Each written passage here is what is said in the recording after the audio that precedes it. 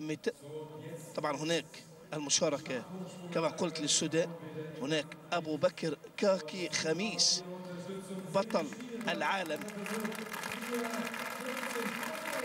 طبعا أبو بكر كاكي خميس بطل العالم داخل القاعة في فالنسيا 2008 في 800 متر.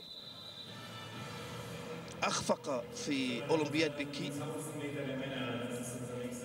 والرقم القياسي العالمي لهذا السباق سباق 1000 متر باسم الدنماركي ويلسون كيبكيتر 2 14 ثانية 96% جزء من الثانية في عام 2000، أي أن هذا الرقم لم يحطم منذ 9 سنوات. كان في مدينة برمنغهام بإنجلترا. هناك السوداني الآخر رابح كودي، نتمنى له أيضا التوفيق والنجاح إن شاء الله. هناك مهدي بعلة الفرنسي من أصل الجزائر، متخصص في سباق 1500 متر، يشارك في هذا السباق. كان المركز الرابع في أولمبياد بكين 2008 على مستوى سباق 1500.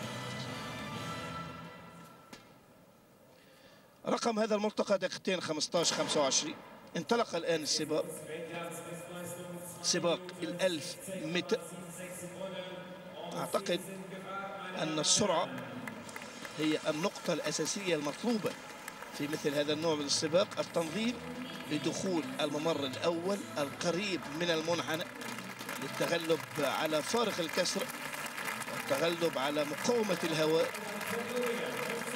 أول 200